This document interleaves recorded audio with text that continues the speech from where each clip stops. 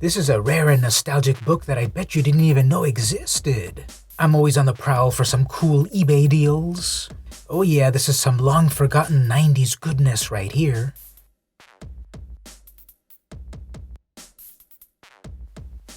Hey everyone, it's vmcampos comic book fan. Welcome to another eBay unboxing video. Happy 2023. I hope all of your comic book dreams come true, and maybe even some of your nightmares.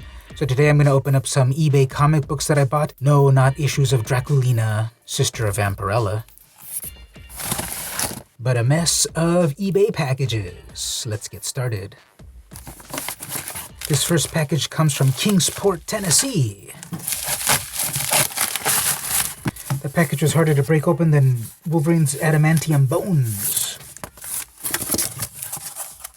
Excalibur Special, The Possession, Newsstand Edition.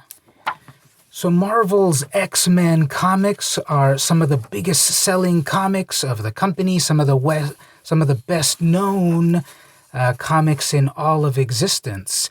And the lesser-known X title is Excalibur, the British team, full of mutants, Captain Britain and the like. And so I picked up this one-shot special. Wow, that's a lot of Sasquatch ass there. It's a self-contained story. To be honest, I never really read Excalibur back in the day. As I said, it was one of the lesser-known X titles from back in the day. And I was more of a Spider-Man fan anyway. But on a whim, I wanted to pick up a book from the 90s, and this definitely feels 90s. Let's check the date on this. This is 1991. There is the creative team: Michael Higgins, writer, letterer, Tom Morgan, artist, Paul Mounts, colorist, Kelly Corvise, Terry Kavanagh, Tom DeFalco. Excalibur, created by Chris Claremont and Alan Davis. And then that cover that stands out, The Possession. So everyone's getting possessed in this issue, I suppose. So I think it's a really cool cover that stands out. There's Megan in all her big hair glory, and the rest of Excalibur saying, "Watch out!" Oh yeah, I forgot to say, spoiler alert, there will be spoilers. I'm going to be going through the various pages of these various books, but very quickly, so maybe I won't spoil the story for you. Well, that's a cool ending page right there with the original King Arthur. And around this time, we had Excalibur number 42. Classic back cover over here. Oh, with the TSR role-playing game, so you can role-play all your favorite superheroes. Anyway, that was Excalibur Special from 1991. This next package is from Mesa, Arizona. Ooh, what the duck? Yep, Howard the Duck number 1. Not volume 1, this is the magazine-sized Howard the Duck number 1. Let's check it out.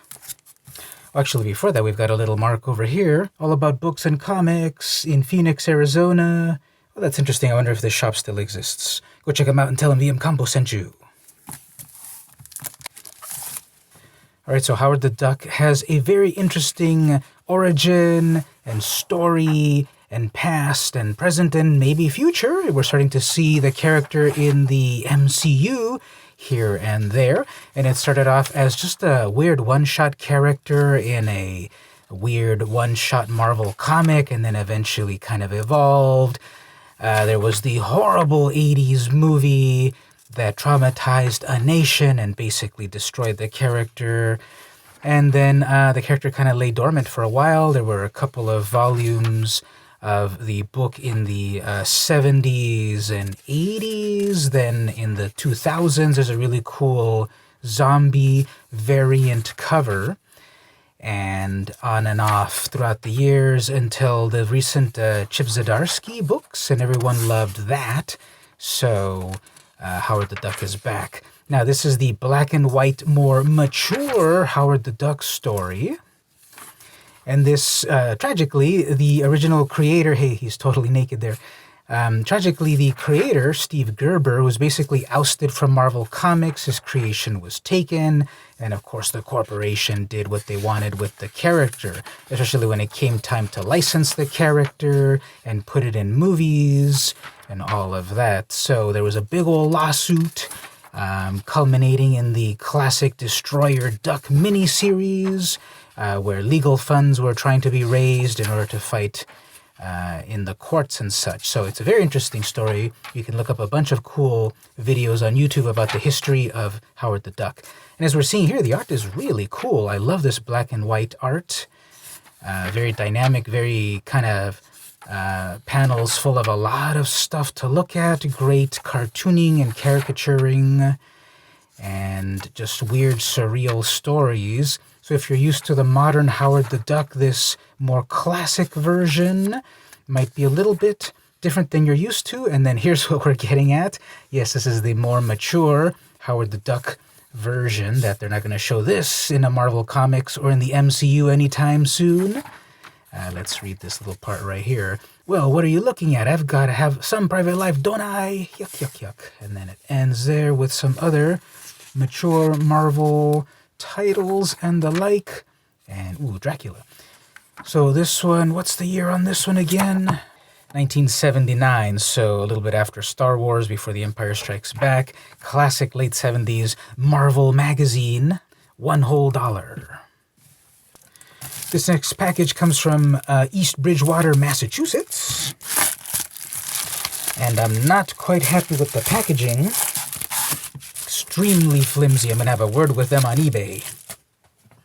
Because I want this to be very protected, the Marvel graphic novel of Roger Rabbit, The Resurrection of Doom. So if you loved the movie Who Framed Roger Rabbit, you need this comic. First of all, it's huge compared to a regular Marvel comic. It's sort of prestige format, square bound. It was $8.95 back in the day. And yeah, this is a sequel to Who Framed Roger Rabbit that has never happened in real life. Wasn't there some news that they were trying to do a new Roger Rabbit recently and that failed? Anyway, this might be a story then that we see on the big screen one day. Probably not. You know how Hollywood hates comic books. So let's check out what this sort of sequel might have been. We have writer and artist Bob Forrester, illustrative art Dan Spiegel, toon art, pencils by Todd Kurosawa, inks William Langley, lettering Carrie Spiegel, color John or Joe Mugeneur. Tubby Trouble. Mike Cazella. I love Mike Cazella's art over on his Adventures of Captain Jack. Really, you got to go check that out. So this is from '89. And let's take a quick browse through this. So tell me in the comments if you watched the Who Framed Roger Rabbit movie, if Jessica Rabbit made you feel funny inside back then or still nowadays. And did you love Judge Doom? He was so amazing in the movie. So here's his resurrection. You can kind of pause it, kind of see the story for yourself. I'm really skipping along. Or maybe buy a copy for yourself on eBay. This is high quality glossy paper. I think the coloring is a little too flat. I would have maybe liked a little bit more shading in the color. It's kind of a cell shaded approach. It's very busy. There's a lot of panels. Look at it. There's like 9 panels per page. So you get a lot of story. And you get the mixture of realism plus tooniness. If I go back to the credits page, I'd be able to check the credits again. But I want to see if I can see the Mike Cazella artwork over here somewhere. I really like his style, and we'll see if it stands out. Hey, is that Matt Murdock directing Roger Rabbit? That's some really nice cartooning on Roger right there. I really feel his deflated nature. And there's Eddie, bunch of stuff happening. So tell me in the comments if you even knew this comic existed. So Marvel was doing these graphic novels in the 70s and the 80s, and sometime by the 90s they stopped because graphic novels were this revolutionary thing. Oh, it's a trap. Were these revolutionary things.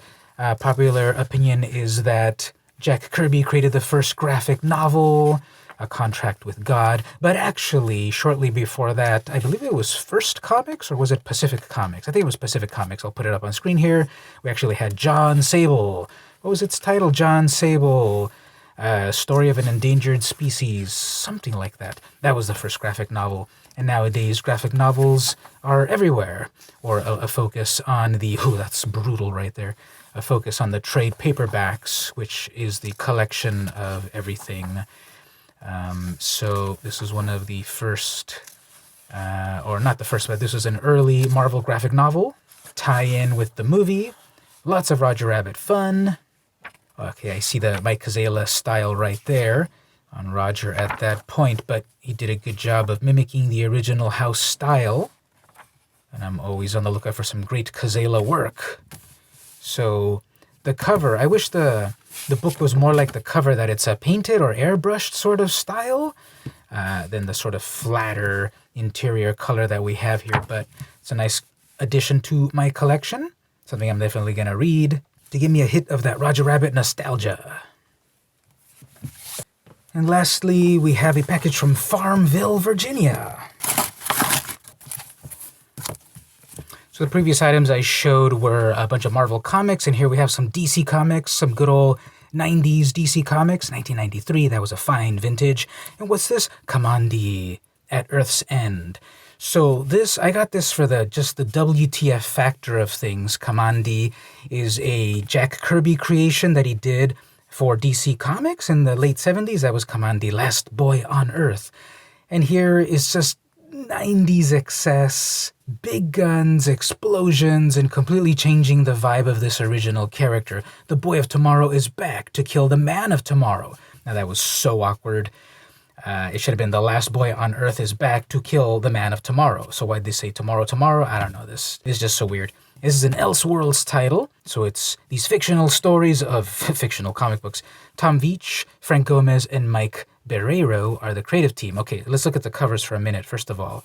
So here we have Kamandi emerging from the bunker, just full of guns and pouches.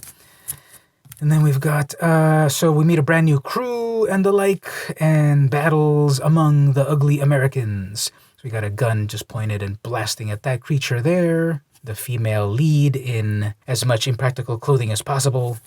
Issue number 3, everyone triumphant on top of a bunch of defeated machinery, I suppose, and a huge gun. It wouldn't be the 90s without huge guns. Huge gun and huger gun. Number 4, okay, this cover I loved when I saw it. So it's the Superman S, and he's got a big old beard. Like, what is the story of this? Just by looking at it, I am compelled to open up this issue. But of course, I'm going to read the other issues before getting to this. And so this is The Man of Tomorrow. Today is a limited series of 6 issues, and we've got Superman and Kamandi right here. Now, you can tell it's the future because Superman's got these amazing additions to his outfit and just his epic beard and long hair. And then it all ends in issue number 6. Just what is happening here? Virtual brutality. The Hulk making a little bit of an appearance. So this is all I'm going to show for this. I'm not going to go through any of the pages. This is enough for you to decide if you want to read this classic 90s book or run away from it, because just this cover alone should tell you everything you need to know of what you're in store for this book. And as I browse these other ones, you might be filled with a sense of great 90s nostalgia or 90s dread. But don't worry, it's an Elseworlds title, so it doesn't count on original continuity.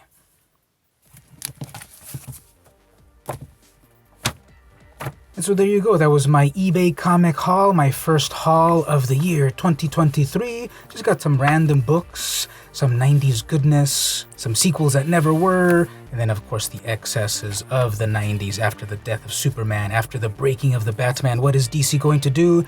Bring back the Last Boy on Earth and make him fight the Man of Tomorrow. Not just fight, but kill the Man of Tomorrow.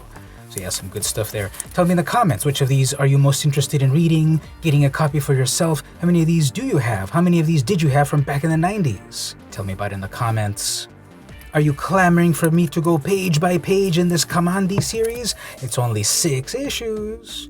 Tell me in the comments if you'd like me to do so. If I get 1,000 replies, I will definitely crack these and read them page by page for all of you. If you enjoyed this video, don't forget to go over to my Patreon, patreon.com/vmcampos, to pledge to help out the channel, to keep it going, to keep me motivated, to be a part of the show. You can pledge with as little as $1 a month. I would really appreciate it. Or click join here on YouTube to do the same thing, to be a part of the channel for as little as $1. You can also give thanks in whatever monetary units you'd like, or like, comment, share, subscribe, do all that good stuff. Come on, it's the year 2023, you know what to do. If you haven't subscribed yet, make it your New Year's resolution. This has been VM Campos, and I'll see you in the next video.